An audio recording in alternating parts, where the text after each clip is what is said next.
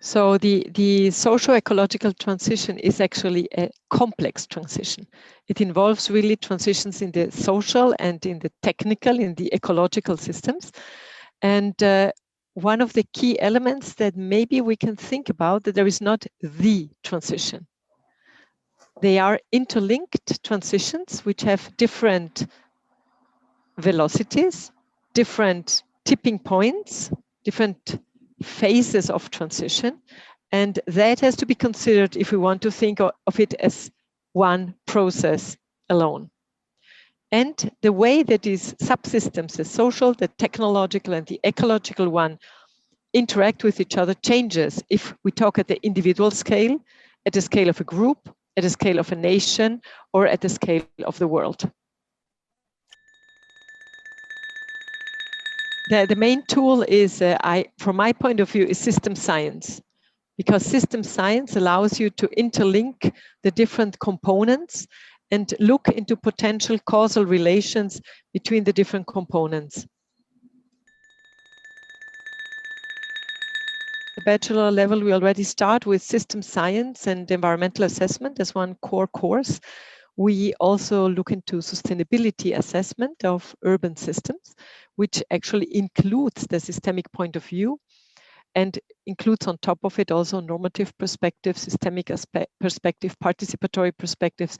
So we are engaging into that, and also by bringing the three disciplines together on three core topics, for example, climate change, digitalization for sustainability, and urbanization thought of in a broader sense. We engage all the faculty and the PhD students in thinking about interactions between the different systems. Perfect, right? Yeah.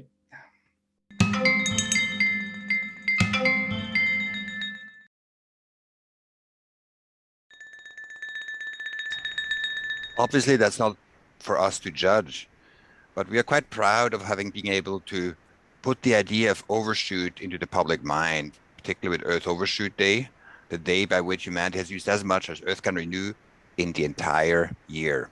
Overshoot is a determining force of the 21st century and still underappreciated.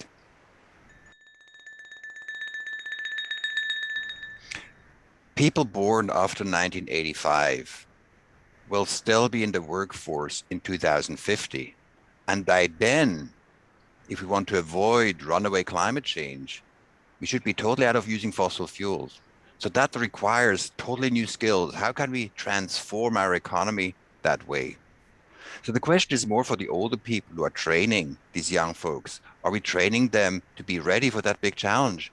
And to my understanding, it's not really the case. Even people leaving university today, they don't have the skills necessary to make this transition happen. And that's why this course we're in right now is so essential.